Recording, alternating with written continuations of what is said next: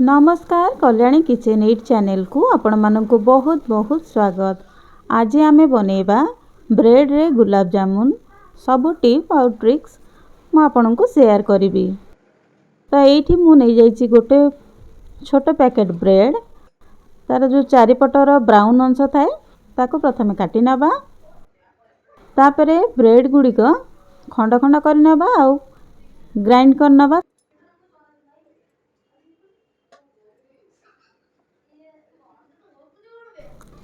एठी मु 3 चम्मच नहीं अमूल तापरे अल्प अल्प क्षीर दे दबा।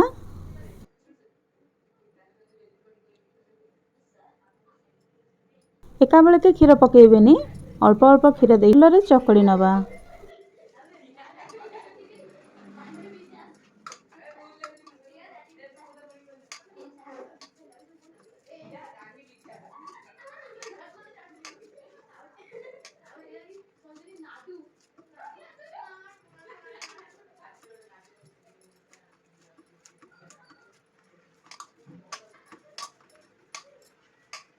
दी डंकी देखिले ना, दी डंकी मात्र मोर क्षीर लगी। तापरे किछ समय आमे ताको साइड रे रखि नबा। से भितर चीनी सिरा प्रस्तुत कर नबा। गोटे गिना नहीं जाइछि चीनी, सेथिरे 2.5 गिना नहीं जाइछि पानी।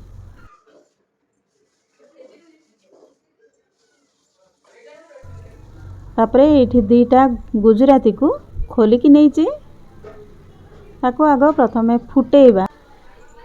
गोटे तार कि दीटा तार किसी दरकार नहीं, केवल अठा अठा जमती हाथ को लगुव से पर्यंत फुटेबा। तापरे घोड़े की साइड रे रखि नबा।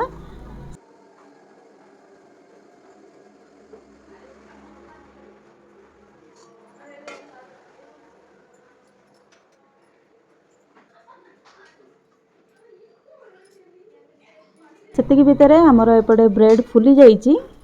देखो पूरा सुखिला सुखिला लगुच। अल्प टिके क्षीर पके दबा। गोटे चामच क्षीर दे पुणी सेमती रगड़ी रगड़ी की चकड़ला भलिया चकड़ीबे जेमती पूरा मिसी जीवो। तापरे हाथ रे अल्प टिके तेल दे दबा। आगो साइज करी करी गोटे गोटे रगनबा जेमती की गुलाब जामुन गुरा गोटे साइज रे हबो।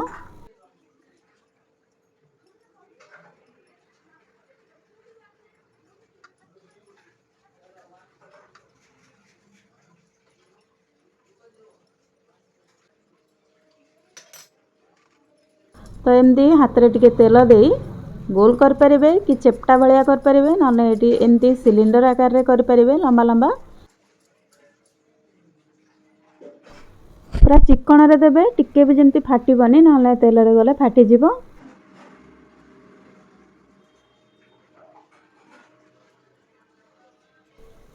मोर गोटे एमती प्रस्तुत हो गलानी। मैं आउ सब तक यही करदेली।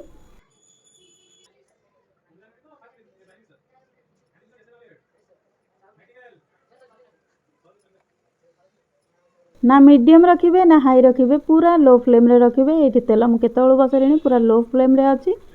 जेतिकी हम पैन ने धरिबो सेतिकी हमें पकेइबा।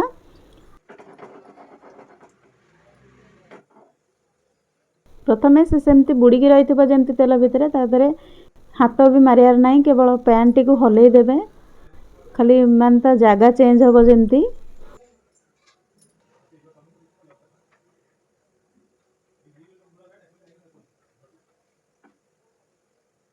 तापर जेतले गोटे सेट पळे आसीबो तार, तापरे हमें हल्का हल्का करी खाली घुंचौथिबा ताकू जेमती जेमती से घुंचीबो सेही भलिया घुंचौथुबा चामच रे।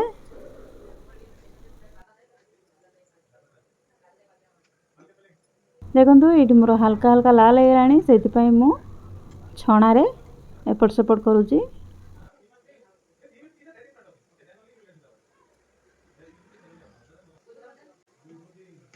मते एती कलर दरकार, बेसी कला हो गले पुणी पोडला भलिया लागिबो, सेतिकी रे ही बाहर कर देबी।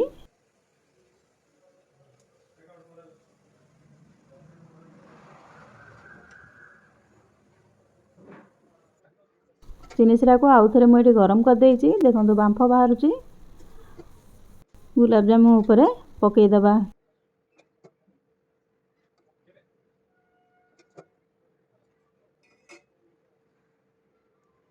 ତାପରେ ଘୋଡ଼େଇକି ଅଧଘଣ୍ଟା ଖଣ୍ଡେ ଛାଡ଼ି ନେବା। ଅଧଘଣ୍ଟା ପରେ ସେ ଭଲରେ ଫୁଲି ବି ଯାଇଛି। ଦେଖନ୍ତୁ ଆରାମରେ କଟି ବି ଯାଉଛି। ଏଇଭଳିଆ କଲେ ନା ତେଲରେ ଫାଟିବନି। ଆପଣ ଏମିତି ଏଇ ଉପାୟରେ କରିବେ ତ ପୁରା ପରଫେକ୍ଟ ଗୁଲାବ ଜାମୁନ ତିଆରି ହେଇକି ରେଡ଼ି ହେଇଯିବ। ଦେଖନ୍ତୁ ଭିତର ଟେକ୍ସଚର ବି ବହୁତ ବଢ଼ିଆ ଆସିଛି, ଭଲ ବି ଲାଗୁଥିଲା, ଭିତର ଯାଏଁ ପୁରା ମିଠା ପଶିଥିଲା।